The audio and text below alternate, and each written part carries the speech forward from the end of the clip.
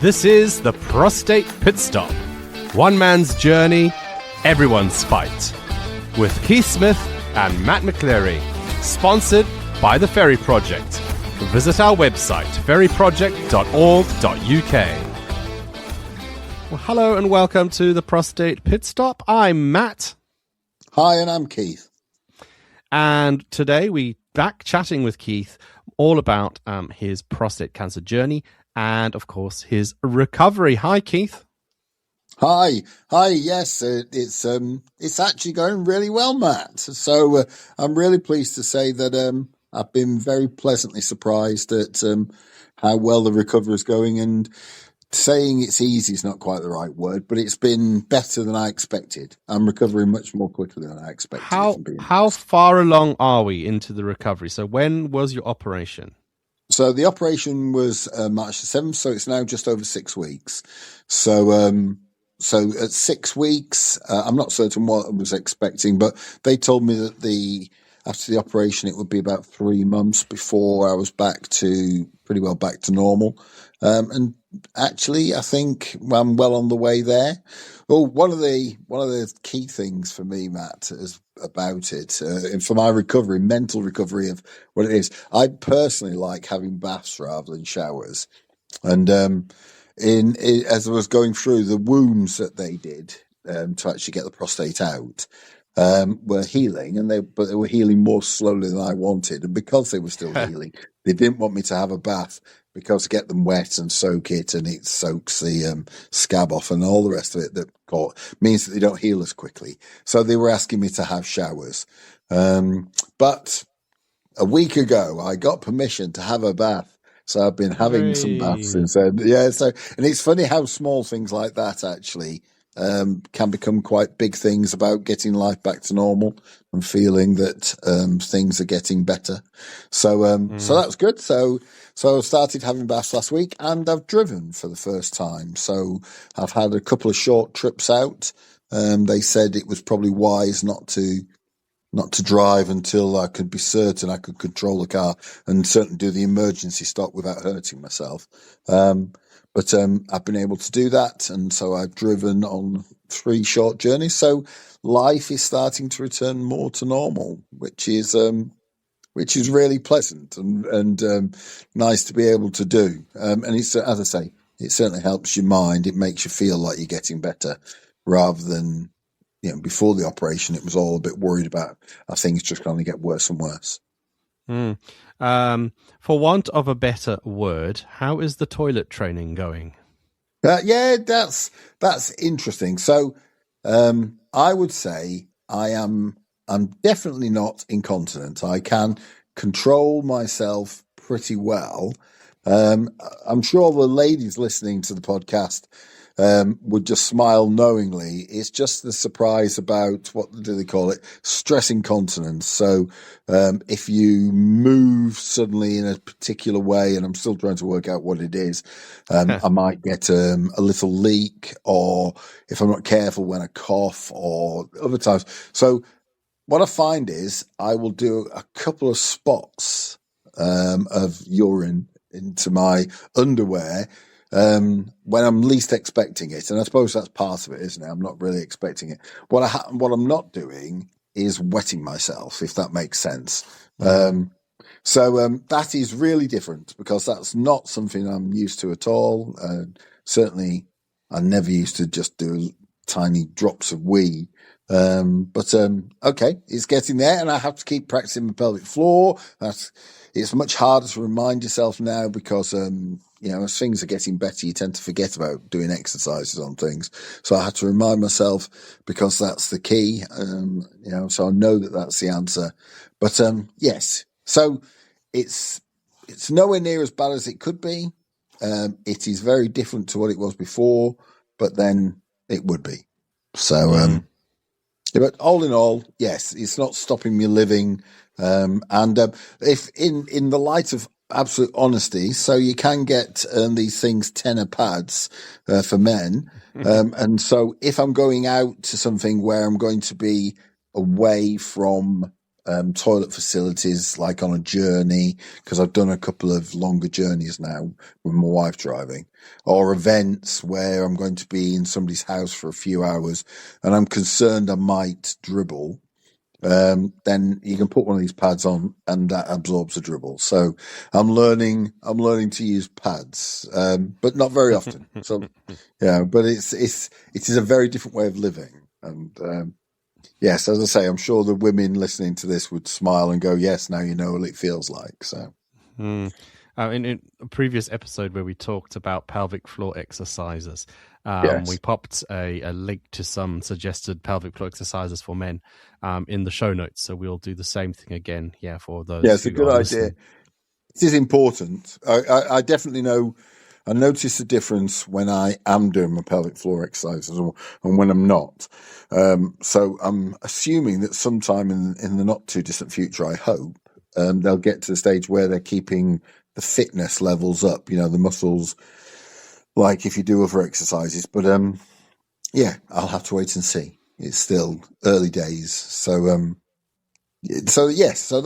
that is a bit of a challenge. But it isn't unduly affecting my life. The wounds are healed really well now, and it's really quite impressive the fact that they were able to operate in the way they did. I can imagine that once they healed properly, there'll be very little scarring at all, which is, to be frank, quite astonishing. So let's just talk about the disjointed nature between our heads or our brains and our bodies when we're recovering from something like this. Because I know when I was recovering from chemo, they reached a point when my brain was going, "Hey, this is great. I'm fine. Everything's back to normal. Let's crack on the way we were doing before." And my body kind of went, "Oh no, you can't do that. Not now, not yet." So have you found a similar thing? Because mine was more sort of chemo treatment rather than an operation, but you've had an operation. So have you found a similar thing, or was it a bit different? Yeah. Well, certainly your brain is ahead of your body. There's no two ways about that. So I feel I could do something and then run out of steam. The thing that I've been saying to my wife is that it's interesting in a sense. It's not that you run out of steam gradually. What I find is I can do this, I can do it, everything's fine, and then suddenly I go, actually, no, I can no longer do this. And it's just the feeling that I need now to stop and sit down, and I'm feeling really tired and so on. And at the moment, I can't really judge how long that is because it changes for different things. It's like if I'm just talking to somebody very relaxed, I can do that for a little while now, quite a while. If actually I'm concentrating and putting something into it, then I run out of steam much more quickly. So I had my first type of meeting, if you like, because I'm used to the job I did being CEO of Ferry. My whole life was based around meetings where you discussed topics, not just have a chat. And I had my first one. I've had two now over the last week.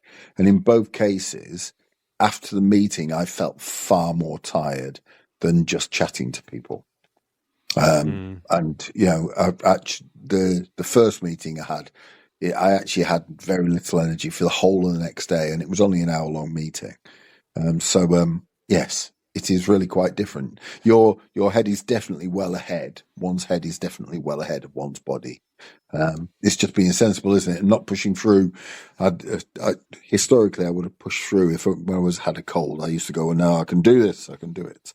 But now I'm trying to be sensible. I don't want to set myself back. That's the key thing. I don't want to make the recovery longer. One phrase that I'd heard a lot before my treatment and recovery was this whole "listen to your body," and I sort of was like, "Oh yeah, whatever." But then when I was actually going through it, when I was sort of in that recovery phase, and especially when my brain sort of hopped ahead of where my body was actually at, I was like, this is what they mean. Listen to your body. Oh, look, there's a little twinge or there's a little sign there. Actually, that means I have to stop, or I have to sit down, or I have to eat something now. Yes. Rather than just sort of saying, oh, I can push through, or whatever what one would normally do. It's sort of like, take time, listen to your body, because it's needing to call the shots. Is that the right words? Yeah. It's needing to do what it needs to do. Yeah, and I totally agree, Matt. One of the challenging things actually is my wife's done an incredible amount for me over the last 6 weeks, and I look at that, and sometimes there's a part of me which feels guilty, and I tell myself, don't feel guilty. It's just silly. You've got to do this. And she's not said anything at all, and she's not complained or anything. She's just got on with things and having to do all the washing up and all the cooking and everything else. And there's a bit of me which is going, no, you do the washing up or whatever. And I'm gradually being able to do that more. But it's, as you say, you've got to do it at the right speed. So you might be able to do something, and like I was saying, suddenly I just feel, I can't do this anymore. And you've got to just admit that you can't do it and stop, because otherwise I don't know what the consequences are, because I haven't pushed myself through it. But certainly any physical exercise, I'm fully aware that I could easily hurt myself. And I think if my head's telling me I've got to stop, I best stop, really, because I don't want to break something. I don't want to. I don't know, but I just want to. I want to recover. So I'm trying to be sensible and not feel guilty about not working as hard as I could do, and just communicate. I'm talking to my wife quite a lot, trying to tell her how I feel and how I am, and I think she's pleasantly surprised that I'm recovering quickly, because she's had a number of operations in her life, and some of those she's recovered quickly from, and some she's recovered. It's taken her a longer period of time, and so she understands a lot better than I think I understood when she was recovering from her operations. So at this point in your recovery, then, what helpful advice would you give listeners? What's working for you? Perhaps from like someone visiting or offering, I don't know, sympathy, or wanting to show they care. What is really helpful to you at the moment, and what really isn't? So I suppose what's really helpful is, don't assume, if you're visiting, don't assume how the other person is going to be, the person who's recovering. Allow them to tell you how they are, and if they're saying they're okay, and as long as people are being honest, then fine. But if they say I need to stop now, accept that they need to stop. So don't, because we can. I don't know about you, but when I visit some people who are poorly, there are times when I think, I better do this for them or that for them, and that certainly when people do that for me, there are some things I'm very glad they're doing, but there are some things which I think, I wish I hadn't done that. I could do that myself, and I want to do it myself to feel that bit of independence. So allow the person who's recovering to dictate whatever the pace is. So if they want to do something, let them do it. But if they don't want to do it, then fine, help them and support them with it. But don't assume, because the assumptions are the bit that become annoying. Either somebody's mothering you, if you like, overdoing it, or actually you could have done with a helping hand there, and they didn't offer, and that's just as bad. So I think that would be the key thing. And I guess that's a two-way thing as well. It's that communication, the person who's recovering actually feeling empowered to say, this is how I'm feeling, can you help me? Yes. Or leave that, I can do that quite fine. And the other person to also be hearing that and sort of saying, would you like me to help you with this, rather than just doing it? Yeah, that communication. It is, and that helps, doesn't it? Because then everybody's comfortable, because you just know where you are. But and also being prepared, I suppose, like I was saying, is being prepared to start something, and actually, when you've overestimated what you're capable of, halfway through being prepared to say, I'm sorry, Anna, my wife's called Anna. I need you to finish this dinner off, or I need you to finish the pots, because actually I need to sit down now, and not feeling bad about doing that. Or if somebody else is visiting, I have said to people, I'm sorry, you need to go now. I need to just stop. So as long as everybody's comfortable with that and not offended by it, then that's the best way. That's really positive.